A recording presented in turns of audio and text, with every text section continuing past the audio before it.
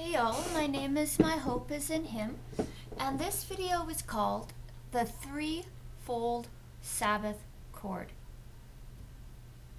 The Bible tells us in Ecclesiastes 4:12, and if one prevail against him, two shall withstand him. And a threefold cord is not quickly broken. A threefold cord is made up of three cords. Each cord by itself cannot stand under the pressure and can easily be broken. But when entwined together like a rope, it can stand under the most greatest of pressures. This is part of the reason God told us in 2 Corinthians 13:1, "This is the third time I am coming to you. In the mouth of 2 or 3 witnesses shall every word be established." God makes sure that He doesn't reveal something just once, but at least 2 or 3 times, so that the witness is sure and a strong cord can be established. There are 2 groups of people in the world today. Those who believe the Sabbath existed as a command to mankind in the book of Genesis, and those who don't.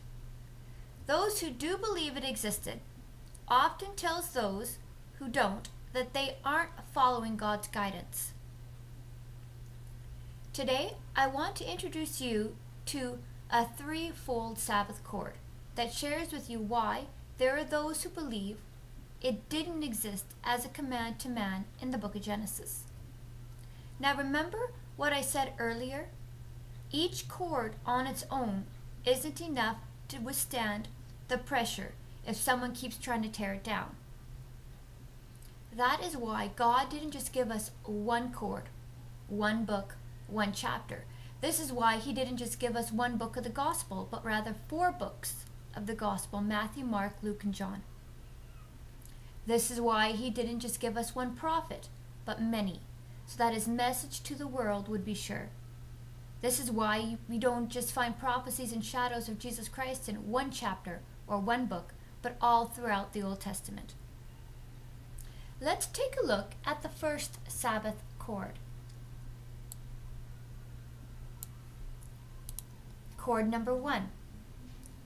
Nowhere in the book of Genesis does the word Sabbath appear. It is not even used until the book of Exodus. And nowhere in the book of Genesis do we ever see any man keeping the Sabbath or being told he broke the Sabbath. Not a single time. Now remember what I said earlier about a single cord not being able to stand alone? If this cord is all we had in regards to our belief about the Sabbath not existing in the book of Genesis, it would be a mighty weak cord. It would snap at the slightest of pressure and would convince no one, especially a Sabbath keeper. When Sabbath keepers are confronted with this cord alone, they are quick to give us the following verse. Genesis 26:5. "Because that Abraham obeyed my voice and kept my charge, my commandments, my statutes, and my laws." They go, see? He had the commandments, so that meant he kept the Sabbath. And given that the 10 commandments are called commandments, they now have you backed against the wall. What are you going to do? Open the window beside you and present the next chord. Chord number 2. Deuteronomy 4:13 says, "And He declared unto you His covenant, which He commanded you to perform, even 10 commandments, and He wrote them upon 2 tables of stone." We learned that the covenant that God commanded the people to perform was the 10 commandments, right? We learned that this covenant was given at Horeb. There was nothing in the ark save the 2 tables of stone which Moses put there at Horeb, when the Lord made a covenant with the children of Israel when they came out of the land of Egypt. 1 Kings 8:9. What else did God teach about the covenant of the 10 commandments? Deuteronomy 5 verses 2 and 3 say, The Lord our God made a covenant with us in Horeb.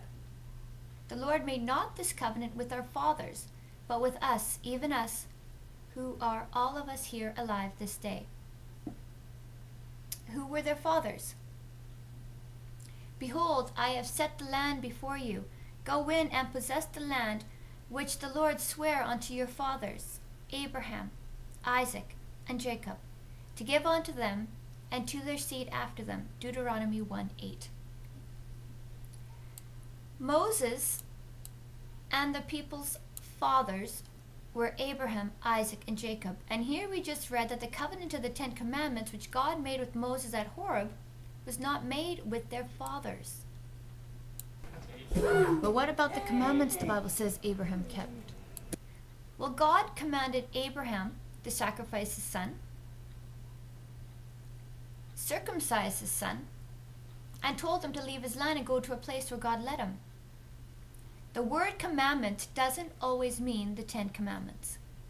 Now, as we said before, one cord cannot stand on its own. No one will simply believe in the strength of one cord. I certainly wouldn't go sliding out the window on a rope with only one strand.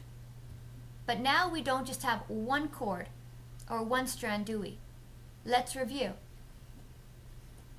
Cord 1.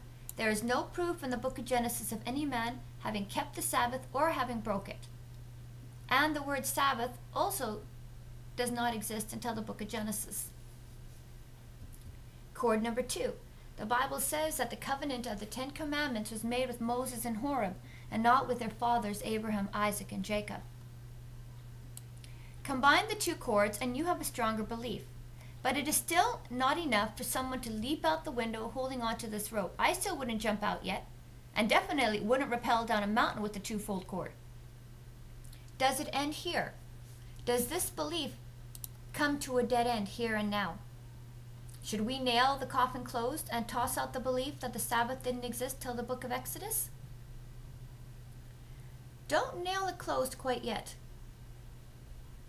Please keep on watching for part 2 of the threefold Sabbath cord. I will present the third cord then.